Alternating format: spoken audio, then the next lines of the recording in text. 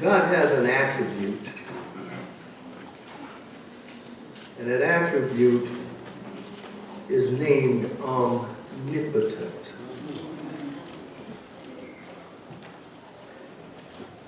And simply it means that God is all powerful.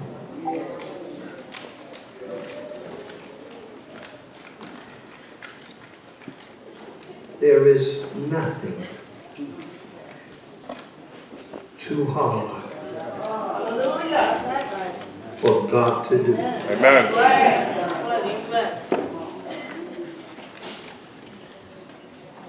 I want to stress that this morning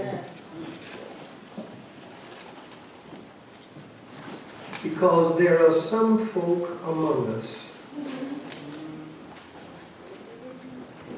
who think that they have sinned so dreadfully that God cannot forgive them. And they can't forgive themselves. There are some folk among us who are in difficult situations. And it seems as if there is no way out. I need you to understand this morning that God can do the impossible. Amen. We have some folk among us who have been deeply wounded in their youth. And they've been carrying and nursing that wound for these many years. And they don't believe that they can ever forgive the person or persons that wounded them. And so many people so wounded are defined by their wounds. But I want you to know today that God can do the impossible. Amen. I look at my own life.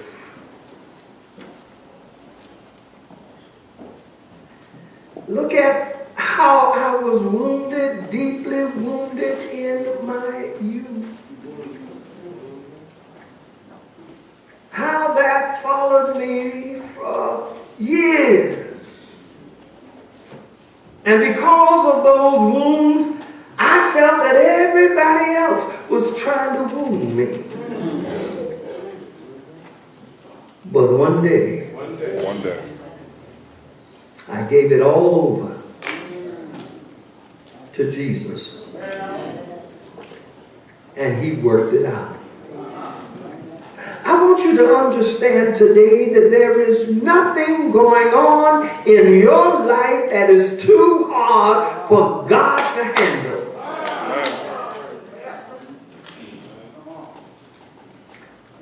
God majors in doing the impossible.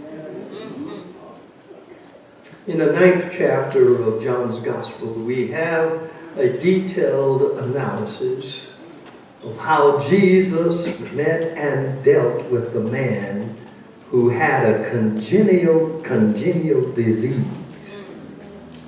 He was born blind. And the truth of the matter is that anyone who was born blind was to remain blind for the rest of his life.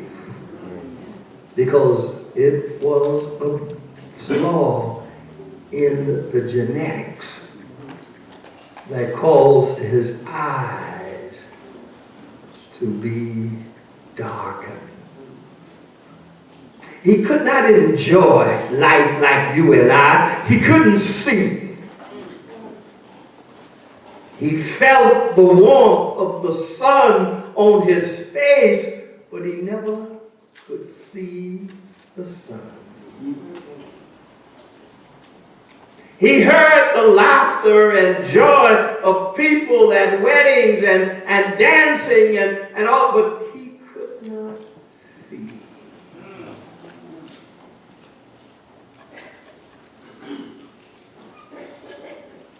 Today we would refer to him as being handicapped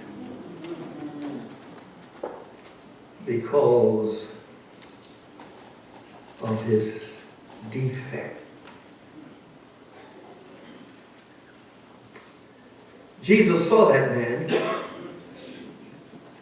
and his disciples saw it, and his disciples demonstrated to Jesus that they were in possession of a level of superstition that did not please God.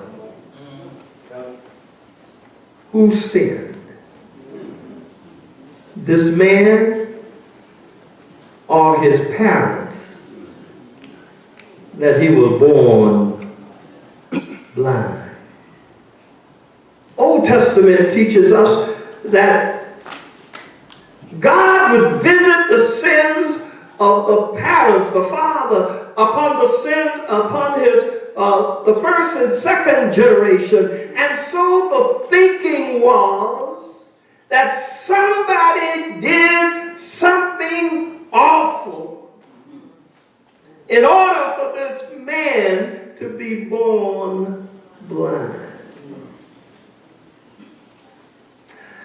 Now, beloved, you would think that that's just old New Testament philosophy that was being voiced on that day, but I need to help you to understand that there are folk today who believe that bad things happen to them because of some sin that they've committed. You think God is trying to punish you for everything you have done wrong. But I want you to be as surprised as I was with Jesus' response. There was no sin involved. First of all, how could a baby sin before he came here? So you know then that he was not at fault. And I want you to know his parents were not at fault either. I need you to understand that there are some things that happens, and I'm not trying to explain it to you why. I just want you to know they happen in order for God to get the glory. Amen. Now, those of you who want to know, well, why am I going through this? Why am I going through that? Let me tell you something. The reason you're going through what you're going through, so that when God delivers you, you will be able to say, thank you, Lord God Almighty. Anybody here has ever been delivered? Anybody here has ever been set free?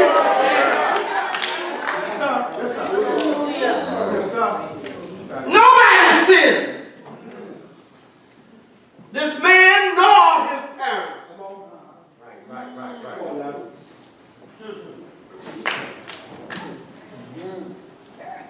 You mean to tell me, Jesus, that this man, born blind, now in his 30s. Well, how do you know that he's in his 30s? Because Scripture says that he is of age. And in Jewish custom, you don't speak around others at important meetings until you get 30. Wow. That's why Jesus did not begin his ministry until he was 30. Wow. Come on.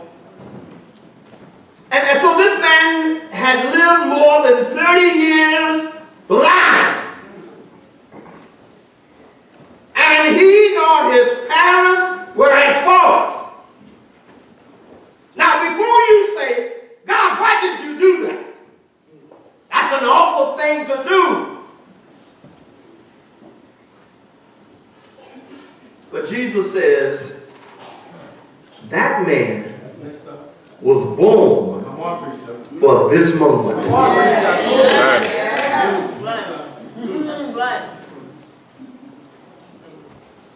With all that he has gone through, all that he has endured, all that he has suffered, all that he has cried over,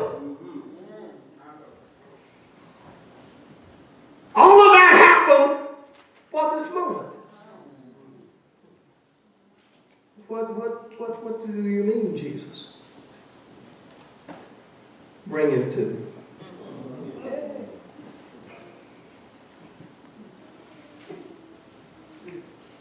And Jesus did something that those of you who are germophobic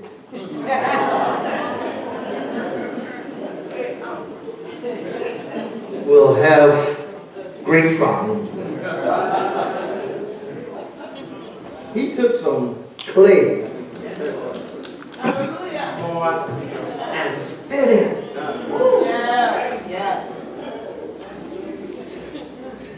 I mean, he spit it.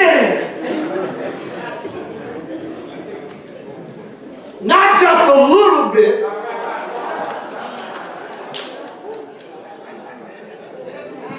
He spit enough so that the clay could be malleable.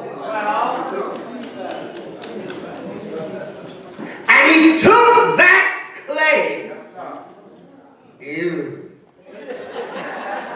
and he put it on the man's eye. Hallelujah. Glory to God.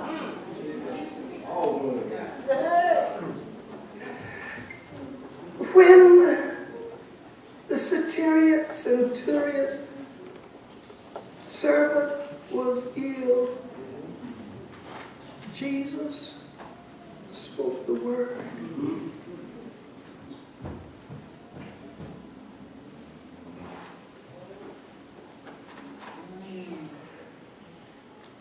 When blind Bartimaeus told Jesus he wanted to see, Jesus spoke the word. When the man at the pool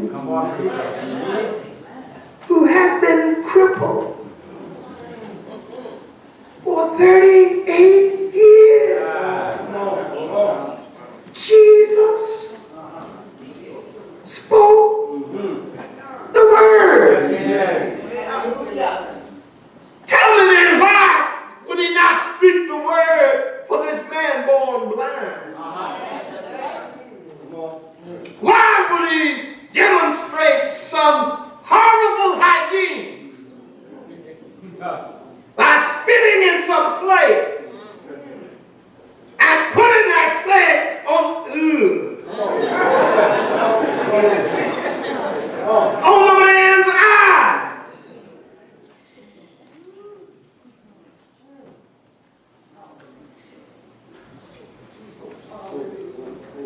I want you to understand that there are times when God does things that we don't understand.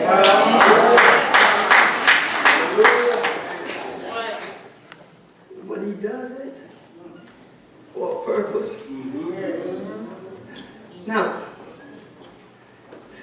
I'm almost through. That's all right, Pastor. Go on. Look for a moment. Right. He put the clay on the man's eye. Uh-huh. The man was blind. Yeah. He was blind from birth. Yeah. All right. He had a congenital defect. But he put clay on his eyes. And then he told the man, you go and wash in the pool of Siloam. Now, I need you to understand, he didn't say to his disciples, lead him to the pool.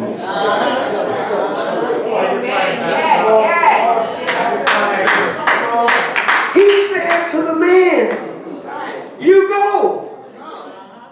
You see, some of us need to recognize that we have been born with a spiritual defect and we have been blind since birth.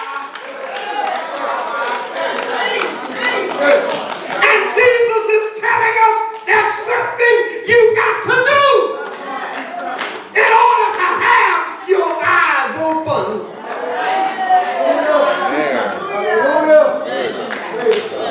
You've got to demonstrate faith.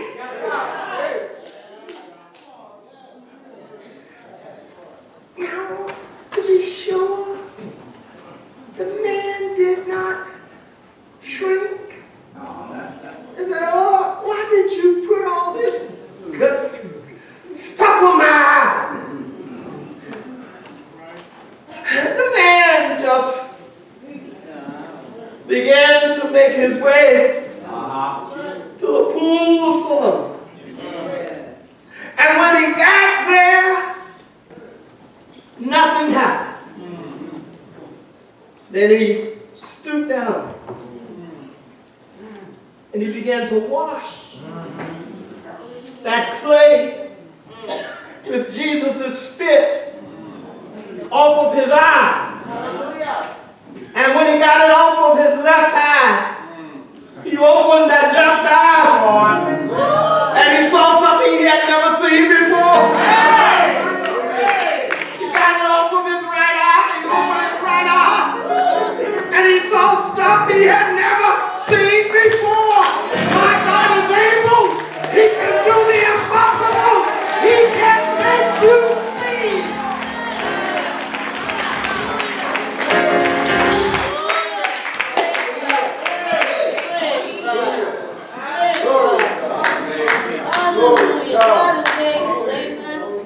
Are you spiritually blind? You need to go wash. What does it mean? What does it mean? What does it mean? It means simply, if you want to be healed, you have to take a leap of faith. I know you're rational and you want to be able to dot every I and cross every T and explain in a rational way how this thing happens. But Jesus is saying to us, there are some things that will happen only when you step out in faith. Now faith is the substance of things hoped for, the evidence of things not seen. By it, the elders obtain a good report. God wants you to step out. God wants you to believe. God wants you to be a witness. God wants you to tell somebody